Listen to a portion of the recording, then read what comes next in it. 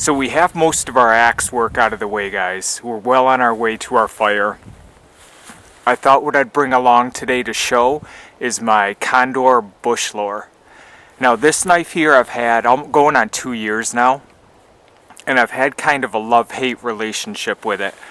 But I figured since I'm doing this series lately of showing knives that I do own that I haven't really featured, I thought I would break out the old Bushlore and kind of put it back to work, you know, hit the reset button on it and see if I can have more of an appreciation for it.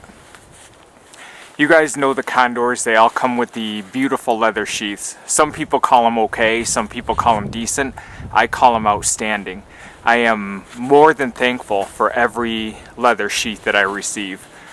Beautiful welting, sewing, there you see the riveting, Condor logo on the front there. So I love Condor sheaths. Here you see the belt loop sewn in there. They're great. So let's break out the knife here. You guys might be familiar with it. There's a lot of reviews on it. It's been discussed in a lot of different venues, but it's about a 4-inch blade, a little over 4 inches, and a little bit over 9 inches overall. So right around my favorite size for a bushcraft knife. 4-inch blade, 9-inch overall. 1075 high carbon steel, which is not my favorite carbon steel, but it'll work. 1075 isn't horrible.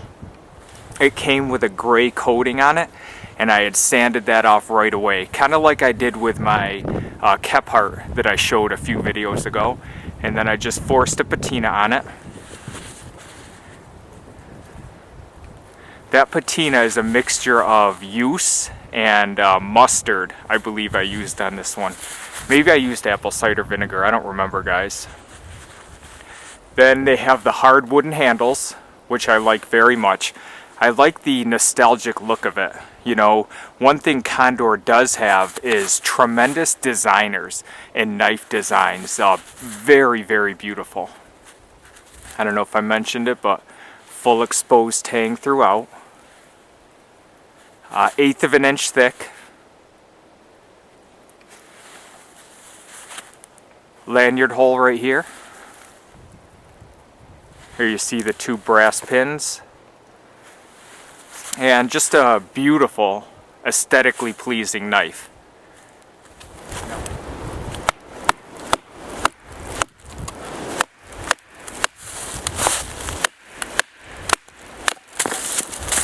Start to get these pieces down into a little bit smaller here. This one has a crack in it. See if we could take advantage of that.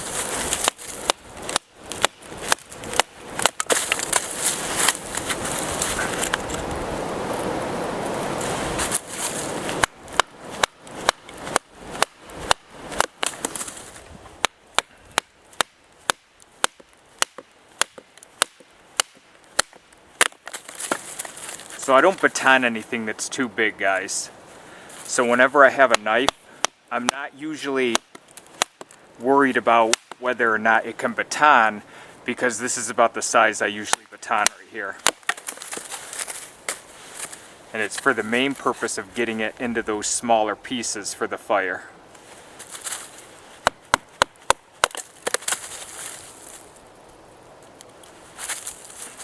So even my Moras that are 3/4 tang can do this kind of work right here.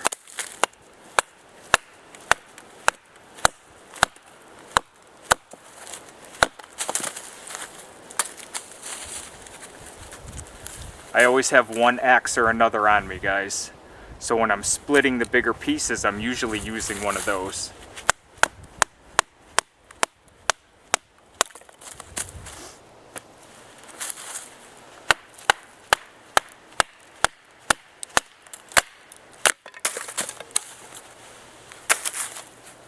So nothing, I don't really baton anything that's going to be beyond the length of this knife. So now that we know it can baton, all I'm going to do is my next step is I always take it and go beyond that.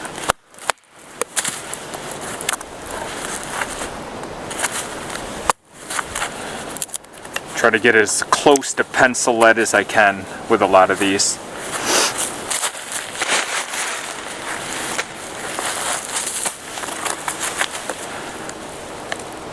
Mixture of pencil or pencil lead. And just get them nice and small.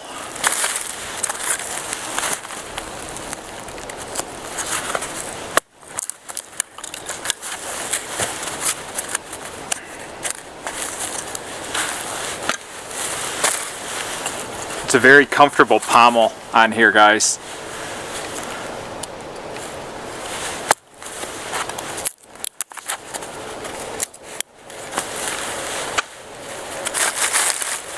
So you can just pound it in. It doesn't have anything on the bottom there. Like the Condor Bushlore has a different type of pommel.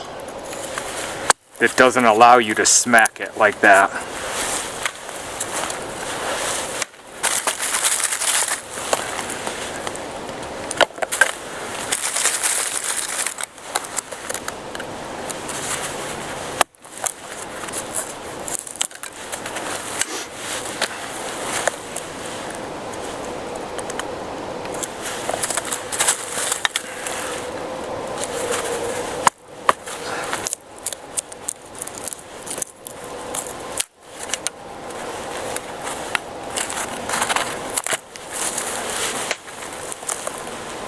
And the smaller you can get them, the better luck you're going to have starting your fire when the fire catches on all these little pieces.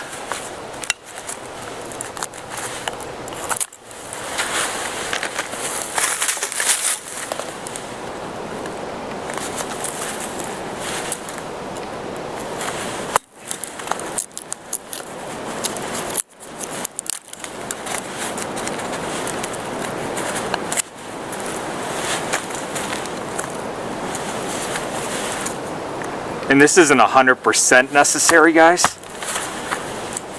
You could always collect the pencil lead size like I like to do. But it's fun. Just gives you another excuse to use your knife.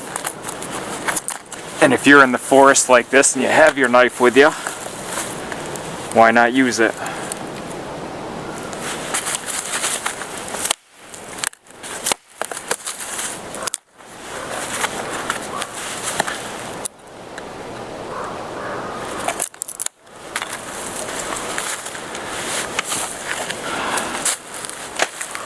So some guys say their Bushlore, they've never had any trouble with it at all.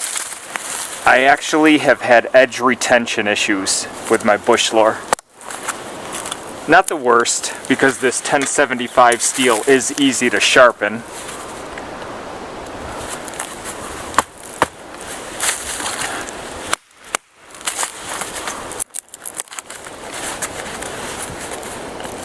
So we'll check that out today after doing some work with it.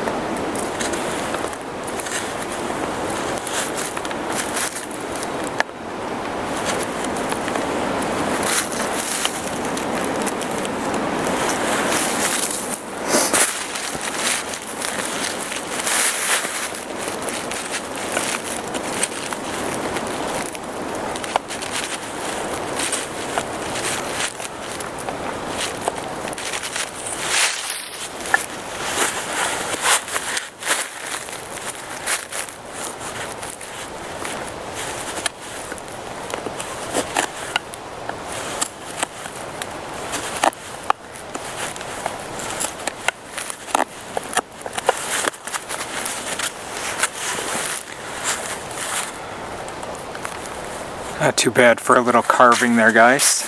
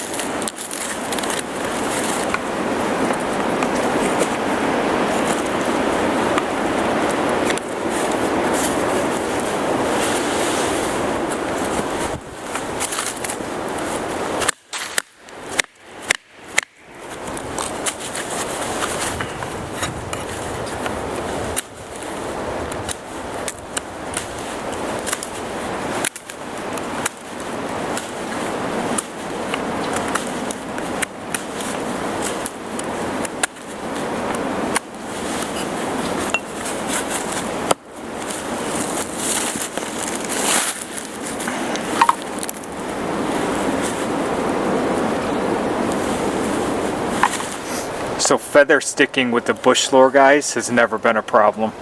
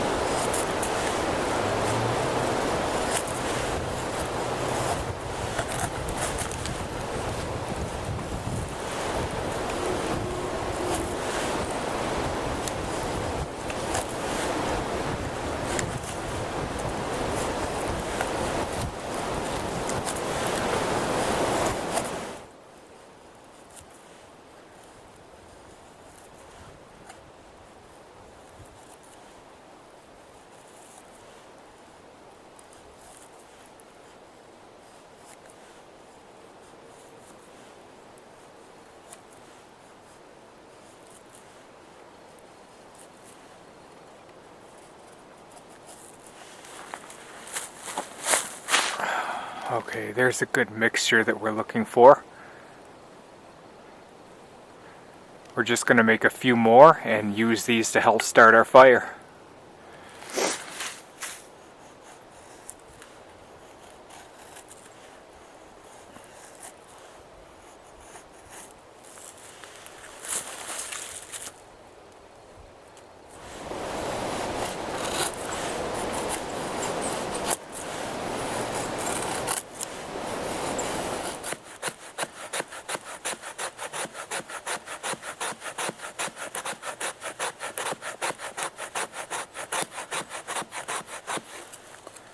Okay, let's collect some of this up, guys.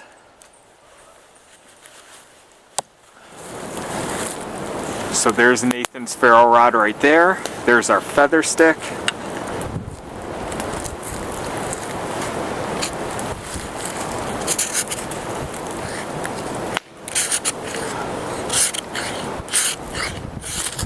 And as you can see, it's no problem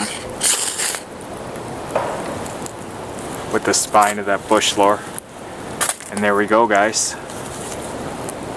I'm glad that I do have it. I like to bring it out on occasion. Very easy to sharpen, guys. Very, very easy to sharpen. I talked about the 1075 in my Kephart video, to where it doesn't strike sparks with a piece of chert or a piece of flint as well as 1095. But you know what? I just don't try to start a flint and steel fire with these knives, so I've eliminated that possible limitation. The spine is great. You saw my ferro rod used, had no trouble at all. That's after I did some work on it. Full tang. So for those of you who like full tang, you have your full exposed tang with this knife. If you're looking for a nice classic knife, this one's it. It also has tremendous sheaths, just like the other Condor knives. So that's my little revisit here, guys. I will bring it out some more. You know, I'm going to use it a little bit more, because when I clean this up at the end of the day here, I wasn't as disappointed as I once thought I was, if that makes sense. This edge held up well. We carved with it, we batoned with it, feather sticks. We did some different tasks to where if this was as bad as the Rapid gets sometimes, it would have rolled or it would have chipped, and it had neither. No rolls, no chips. It was okay. So thank you for joining me here on this snowy, cold, late January day here in the forest, and we will talk to you guys again down the road. Nice to see everyone. Bye-bye, guys.